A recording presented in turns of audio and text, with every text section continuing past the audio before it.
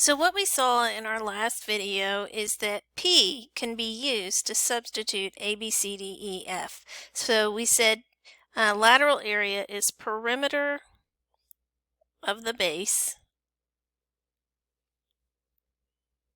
times the height. So this was just to be abundantly clear, this was the A plus B plus C plus D plus E plus F that we were calling the length of our rectangle, our green rectangle up at the top.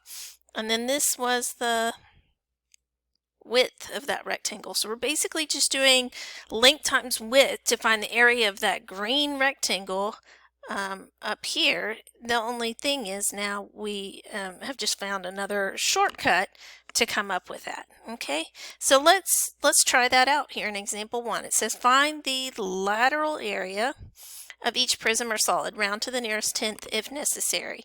And so what I have here in this first example is this would be called a trapezoidal prism, right? Zoidal prism. How did you know that, Miss Benton? Because the first thing you have to do in these problems is identify which are the bases, which sides of this shape are the non-rectangles, and then you have to find the height. Okay, so let's look. It appears that the two shapes that are not rectangles, the two bases are these two trapezoids here on the front and the back. And so when we name a prism, we name it by the shape of its base. So if the shape of its base is a trapezoid, then we call it trapezoidal. If all the sides are rectangles, its last name would be prism. The second thing we're looking for here is our height. What is the perpendicular distance between the bases? So if I want to connect one base to the other, we're looking at this 12 here. Now this picture is drawn just a little bit confusing. This 10 is actually referring to this length here. So maybe I need to scratch that out there because the 10 is this green segment. So 12 will be our height because that's our distance between our bases. Okay, so here's our formula. We have lateral area, I'm just going to call it LA, equals perimeter of the base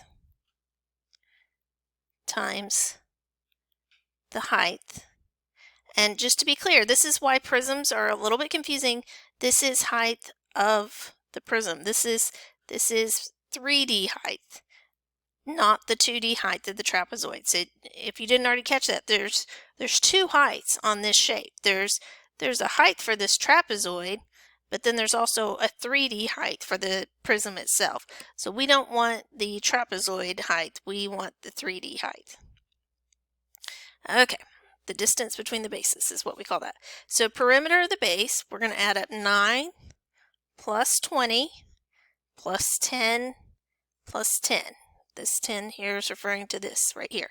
So we're going to say 9 plus 20 plus 10 plus 10. And that is this perimeter of the base. Okay, and then for our height, our distance between our bases, we said that was 12, right?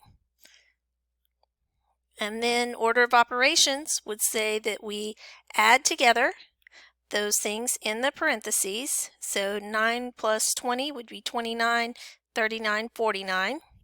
So we have 49 times 12. And then you multiply those together in your calculator.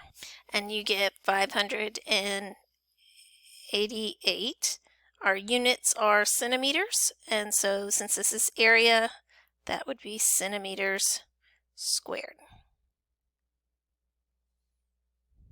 Okay, so let's look at another example. Let's look at part B over here. So I highly recommend the first thing that you do when you look at one of these pictures is identify what are your bases and what is your height. So you're looking for which sides of this shape are not rectangles. So in this case, we're talking about the hexagon on the front and the back. And so we're going to call those, this is the base and this is the base. And then the height is the distance between those bases, how far it is from one to the other. So this is our height here.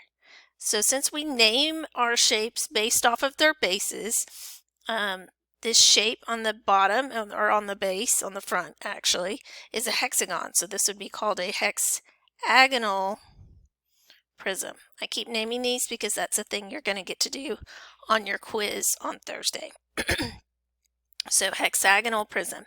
So lateral area, we said, is perimeter of the base, I'm going to abbreviate this time, times the height. And this is again that 3D height, the distance between the bases. So you might see it written as LA equals P times H. But it's just perimeter of the base is what the P stands for, and H stands for height. So I highly recommend writing those out until you get used to what P and H stand for. So in this case, our base is the hexagon. So we've got 4, and since the regular polygon, since we have tick marks all the way around, we've got 4 plus 4 plus 4 plus 4 plus 4 plus 4, right? So essentially, I'm going to call that 4 times 6 sides because it has 6 sides that are all 4. And then our height, our distance between our bases, we said was the 16.